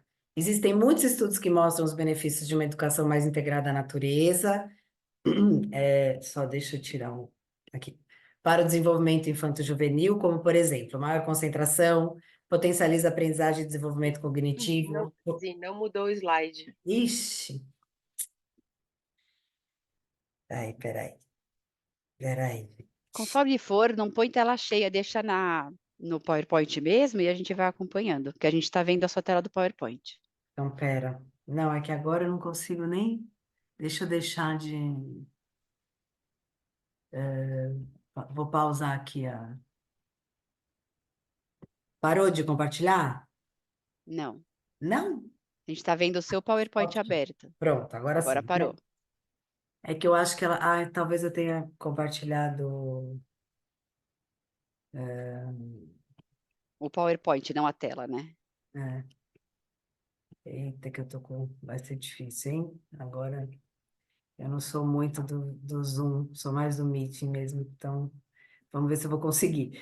Bom, gente, qualquer coisa eu vou ter que dar umas pausas aqui, vocês me Mas perdoem. então, enquanto você. foi, perfeito. Agora foi. Mas eu Tá, acho que não tela vai cheia. passar. Eu acho que eu devo estar compartilhando de algum jeito que não vai passar, mas vou tentar. Então, esses estudos dizem, né, que há esses benefícios. Maior concentração, potencializa a aprendizagem e desenvolvimento cognitivo, fortalece os laços comunitários, a autonomia, a lidar com situações imprevistas e desafiadoras e estimula a resiliência e a autorregulação, entre muitos outros benefícios, né? Esses aqui são, digamos assim, os mais imediatos. E aí, por conta de tudo isso, vou fazer de novo mesmo, acho que não vai ter jeito. Vai ficar ruim, né, gente? Toda hora eu fazendo isso, mas não estou vendo outro jeito. Então, por conta de tudo isso, a gente queria trazer aqui, né, um resumo de como isso se dá na escola, na educação, enfim, também em ambientes não formais. E aí a gente traz essa frase do David Sobel, que a gente gosta muito, em que ele fala que se quisermos que as crianças se desenvolvam de uma maneira saudável, temos que lhes dar tempo para entrar em contato com a natureza e amar a terra antes de pedir que elas salvem o planeta. E acho que isso é muito fundamental, porque, assim, fala-se muito dessas novas gerações que precisam ter consciência, que precisam defender o planeta, cuidar do planeta, mas como que a gente quer que eles cuidem, né? Que as crianças e futuros adultos cuidem do planeta? Primeiro que é uma responsabilidade de todos nós, né? É muito pesado a gente deixar isso para eles, mas sem que eles tenham contato com isso, né? Sem que eles cresçam podendo viver essa conexão. Então, eu acho essa frase muito importante para abrir essa reflexão. E aí, nesse livro, a Heike Freire, que é uma autora que a gente gosta muito, né? Um livro que se chama Educação Verde, e ele tem uma leitura muito fácil, mas que a gente diria assim que é uma excelente introdução para esse tema, né? Ela traz essa divisão das idades, que ela fala que dos primeiros 5 aos 7 anos, o lar como centro, né? Então, essa natureza para a criança se conectar, para ela estar nessa natureza, para ela poder vivenciar isso, entrar em contato, mexer, cheirar, sentir, enfim, vivenciar essa natureza. Dos 7 aos 12 anos, e aí isso tem a ver com o próprio desenvolvimento, né? Descobrir o ambiente para estabelecer o seu lugar. Então, é aquela fase que a criança quer olhar, descobrir, investigar. Então, é uma excelente idade para se promover, por exemplo, investigações na natureza, já relacionadas, inclusive, com o currículo da escola, né? Então, saídas a campo para que a criança possa estudar, alguma coisa que ela possa fazer nesse ambiente aberto, e são inúmeras as possibilidades, né? Se a gente pensar quantas coisas que a gente faz dentro da sala de aula poderiam ser feitas fora, é quase tudo, né? Então, é uma idade boa para a gente proporcionar essas vivências. E, a partir dos 12 anos, aí seria uma idade que, sim, poderia se promover um compromisso com causas ambientais. Então, uma atitude mais ativista da criança, então se envolver ali em projetos que a própria escola, né, possa vir a promover, de campanhas com a comunidade ao redor da escola, vamos fazer cartazes para falar sobre o problema do lixo, ou como cuidar da nossa praça. Aí sim, né, viria essa postura mais ativista, mas não antes disso, né? Antes disso é viver, estar em contato com a natureza. Eu sei, a Flá provavelmente vai ter que sair, gente, então eu vou tocar, tá? Vocês me digam se mudou dessa vez ou não. Mudou. Ah, que bom. Vou deixar então pequeno, tá? Tá Acho que a ótimo. E apresentação de slide. obrigada, Flávio, por ter vindo. Obrigada, Flá. Vou representar nós aqui. Então, desses primeiros 5 aos 7 anos, que é a primeira infância, seria essa vivência, né? A gente traz essa frase do Gandhi, que é tão bonita, em que ele fala que brincar nos desloca desse mundo e nos faz entrar numa outra relação com a vida, que não é propriamente desse mundo, né? Então, é essa brincadeira, essa mistura mesmo da criança com a natureza. A gente colocou essa foto, porque acho que sou eu, tá? É Nessa você, né? foto dessa criança gordinha. Que é essa possibilidade mesmo de estar, né, viver a natureza. Tô correndo, desculpa, mas, né? E aí, mais uma vez, o Gandhi aqui, gente, é um autor que a gente ama de paixão, que ele fala, né, que as crianças têm uma mente religiosa, né, de atenção, religare. O nível de percepção delas é fundante, meditativo e religioso. Morar no tempo requer rito, repetição, parar e pousar no tempo. E essa mente religiosa da criança é o caminho pelo qual a gente pode ajudá-la a acessar a natureza e adentrar os reinos, e para que essa relação se encase e faça morada. É muito lindo isso, né? E tem muito a ver com a questão do tempo e espaço que acho que permeia aí todo o encontro. É um outro, como disse a Fabiana, né? A natureza tem um outro tempo.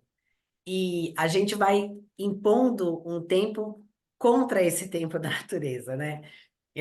Então, principalmente nessa primeira infância, deixar com que esses tempos, né, da criança e da natureza se misturem e virem o mesmo tempo é muito fundamental, né? Então, é esse mergulho mesmo. E que esse brincar dela, né?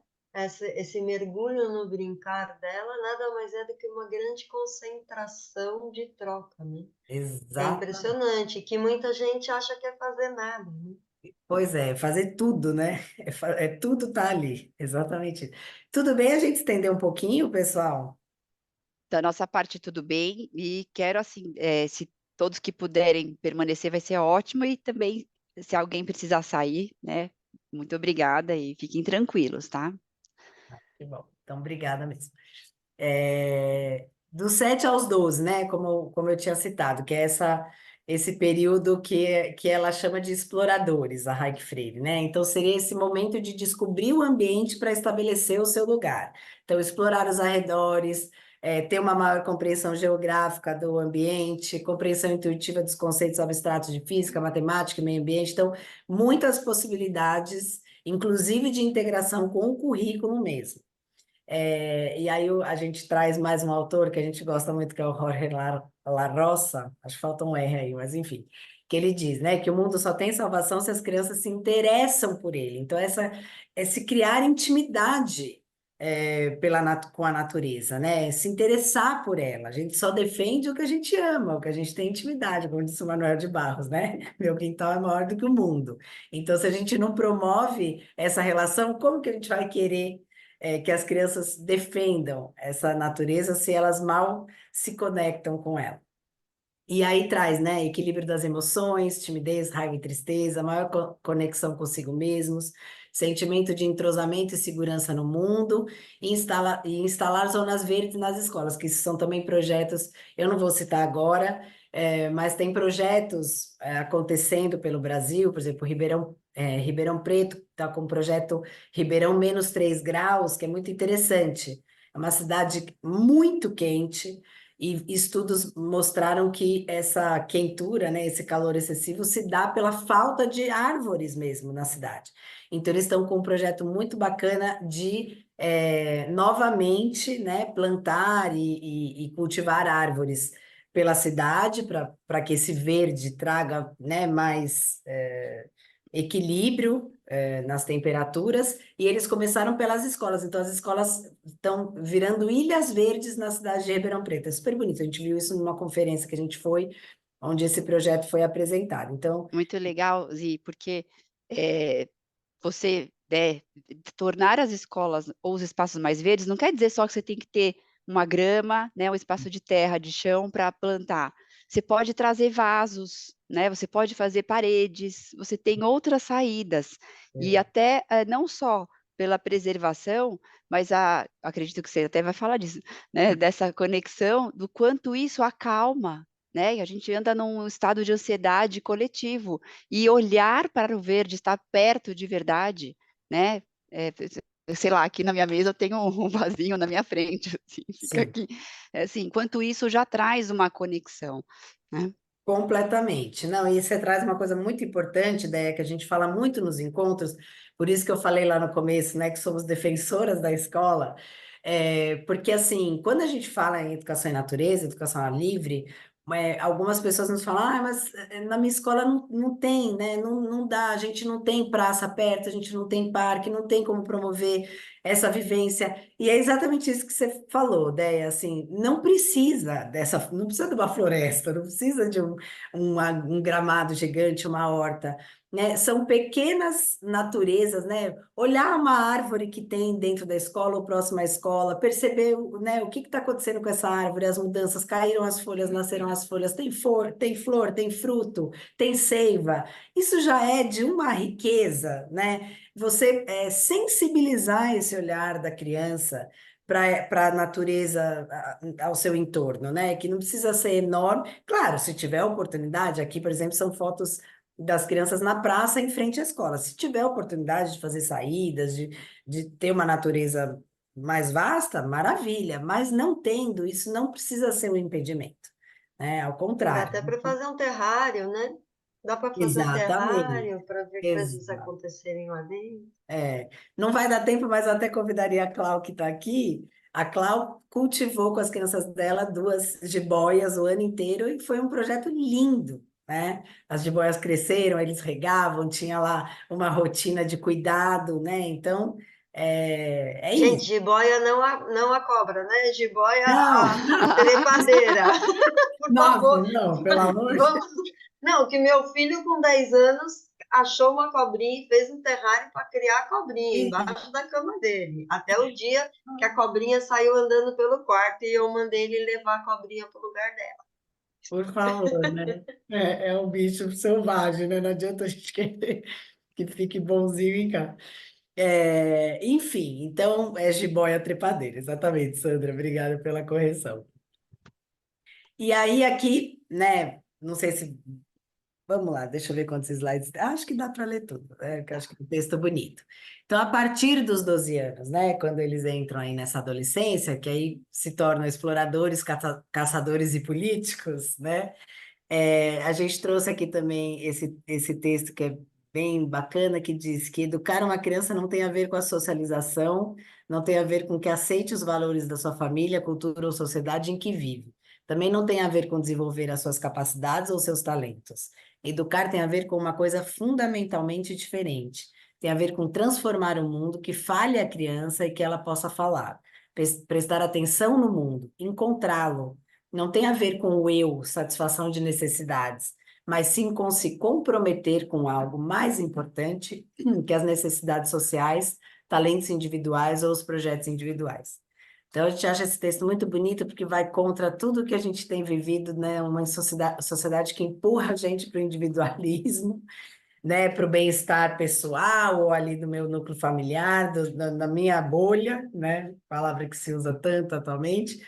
E nos convoca, né? Esse texto nos convoca a pensar que não, o mundo é muito mais do que isso, né? E eu preciso me comprometer com esse mundo. Então, E tem muito. gostei também, né, deixa eu só dar uma partinha, Claro, que na verdade também inverte um pouco a perspectiva da individuação, né? Tipo, todo mundo fala, não, você vai se tornar um indivíduo se voltando para você. Não, você vai se tornar um indivíduo se voltando para fora, exato, né? Não para dentro. exato. A gente convoca muito, né, as sociedades coletivistas nas nossas. Hoje a gente não trouxe, mas a gente convoca muito essas vozes, né, de povos e culturas que vivem numa harmonia, numa conexão muito maior, principalmente os povos indígenas originários. E tem uma frase do Krenak, que ela não é exatamente assim, tá, gente? Eu vou fazer uma citação grosseira aqui, mas num livro dele que chama Futuro Ancestral, e que ele fala assim. Quem inventou essa frase, cada um que cuide da sua vida? Ele falou, é o contrário. A minha vida está conectada à sua vida, que está conectada. Não existe cada um que cuide da sua vida, né?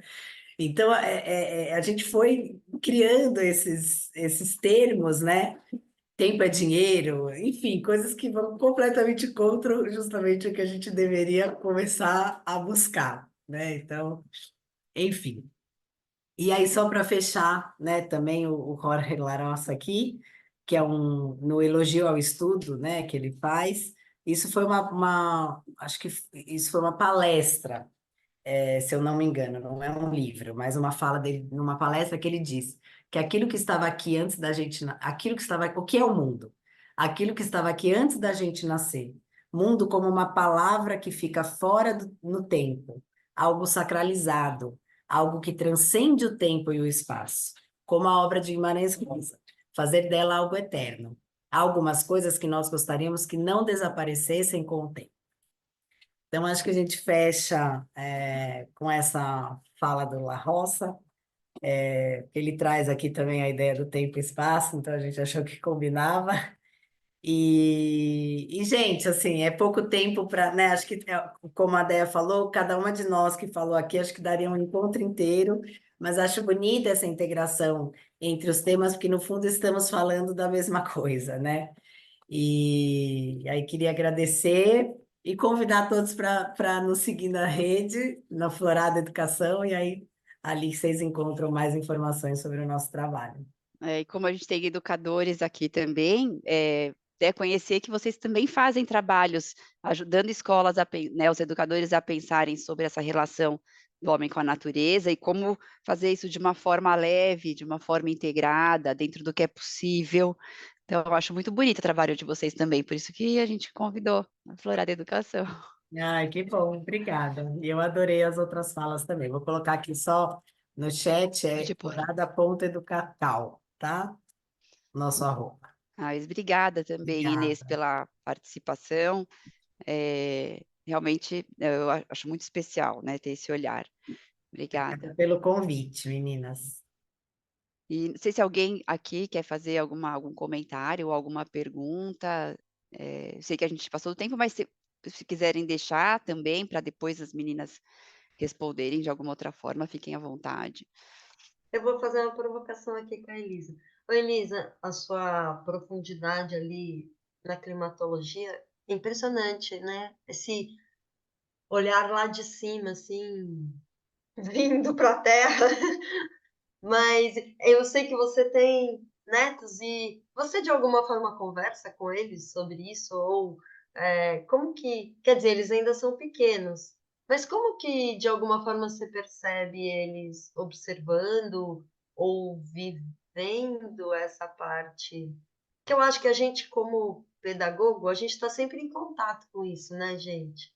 Só que Eles quem, como Sandra? Não pais, entendi. avós, os seus netos. Ah, Como que pais, avós, ou a gente às vezes pensa escola, mas a escola ela já está estruturada de alguma forma para é. pensar sobre isso, mas às vezes nós, pessoas do dia a dia, assim, temos também formas de trazer essa aproximação. Olha, o que eu faço mais é levar em parque, estar em contato com a natureza. E, tipo, Não... observa a nuvem. Eu adoro, Ah, gente. Eu deito no isso chão e adoro ficar olhando as nuvens e em brincando de que geral eu tá faço, chovendo. sim, mas olhar a lua, né? É, mas assim, acho que é mais colocar em contato, né? Mas é difícil também, porque eu não fico toda hora com eles, né? Mas assim, sempre que possível, E hoje em dia é tão louco, né? Porque é difícil a gente ter um céu escuro, né?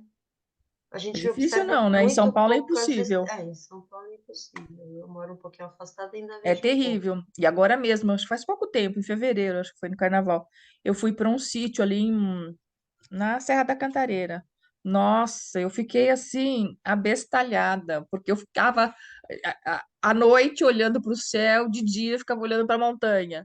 E eu queria só ficar parada olhando. Era uma coisa assim terrível, né? Você observar que você não tem isso.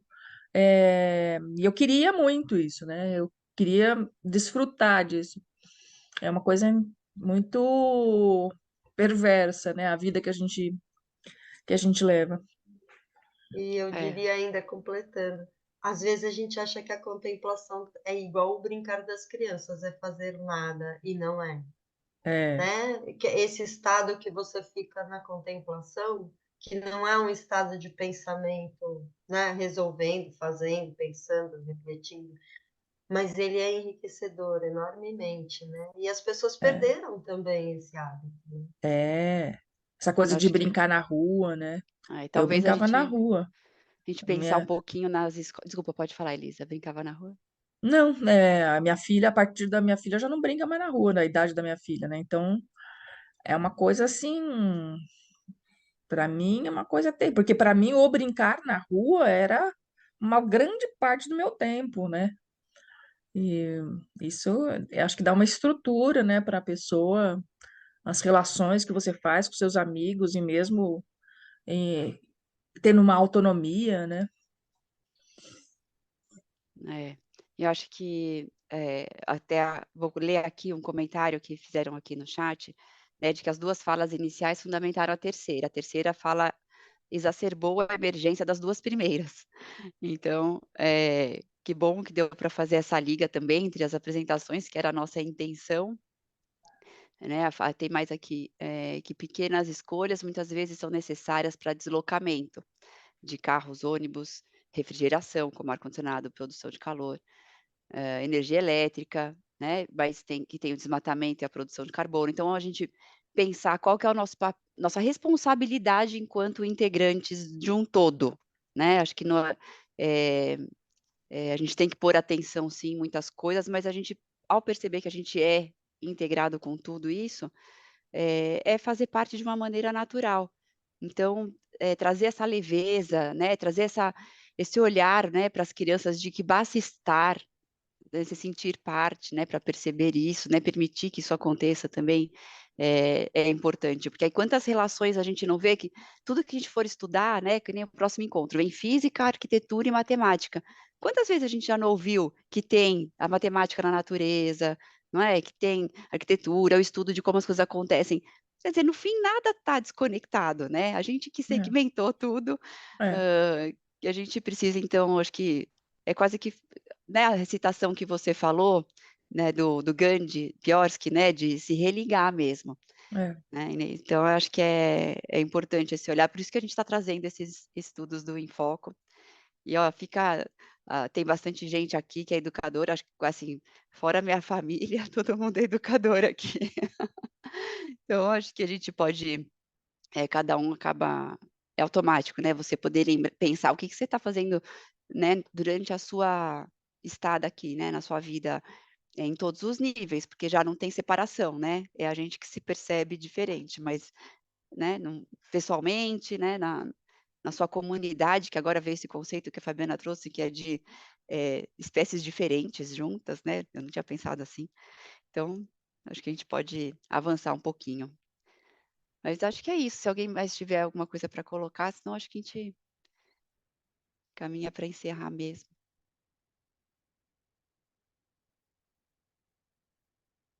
Wagner, quer falar? Primeiro eu queria agradecer porque eu vim assistir, inclusive, exatamente para poder ter alguma forma de integrar os temas, né, que a gente vai trabalhar. Eu preciso, inclusive, falar com a Fabiana, mas achei muito interessante o que cada um falou.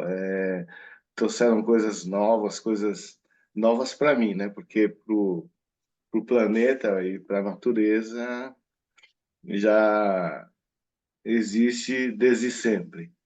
Então, quando a gente fala de tempo e espaço, realmente é coisas que estão no nosso dia a dia, no nosso cotidiano, e a gente não percebe. A natureza não nos pertence, nós é que nos pertencemos a ela, né? Os indígenas já tinham tem até hoje, e nós não temos, nós perdemos isso, né? Então, e a noção também de ambiente, de meio, é o que eu quero falar um pouco na arquitetura, porque nós arquitetamos o nosso meio, o nosso tempo, né? Nós somos eternos construtores, reconstrutores desse tempo. E há pouco tempo eu me dei conta que o nosso organismo, que tem, não sei se está na escala de milhões ou bilhões de células, tem dentro dele organismos independentes, indivíduos, né? Bactérias, fungos, né? Que são simplesmente 10 vezes maiores que o número de nossas células, ou mais. Então, o que nós somos, afinal? Nós também somos um planeta e que provocamos distúrbios e autodestruição a nós mesmos. E, no entanto, naturalmente estamos nos reconstruindo a cada momento. Então, eu acho que essa noção de espaço e tempo que a gente está construindo dentro e fora de nós é tudo uma coisa só. Então, Nossa, vai ser bom esse encontro dia 18, hein, Wagner? Dia 18 tô de dando maio, alguns hein, pessoal? spoiler aqui, né? Vamos lá. Depois vou abrir lá com a Fabiana, ver o que a gente pode falar, mas eu achei demais. Gostaria até de manter um contato com vocês, assim, a respeito, porque gostaria de conversar de muitos assuntos aí que vocês são extremamente especialistas, né? Então, também essa, como eu vou dizer isso? Essa integração da forma de você ser especialista e integralista, né? Eu não sei se é essa a palavra, e ter Mas é uma boa. holística, né, da realidade, é fundamental para nós. Nós perdemos isso cada momento. Daqui a 5 minutos a gente está pensando em o que a gente vai comer no almoço, ou então, e se perde isso. Mas se a todo momento a gente estiver consciente disso, né, o alerta, atento, já vamos mudar todo o nosso inconsciente coletivo, todos os nossos É padrões, isso. valores. Ai, Isso obrigada. que nós vamos poder deixar de herança, né? É isso. Muito obrigado a todos. Obrigada, Wagner. Ó, mais um comentário daqui da Marta, que é a noção de que somos natureza, a natureza é essencial para esse cuidado cada vez mais necessário, né? E eu agradeço o encontro também, interessante e sensibilizador. Obrigada, pessoal, adorei. Obrigada, aguentaram, ficaram aqui até o final. Obrigada, gente. Obrigada a todos. Obrigada pelo convite, André e Sandra. Foi maravilhoso. Obrigada por participarem, que a gente consiga se encontrar mais vezes, tá bom?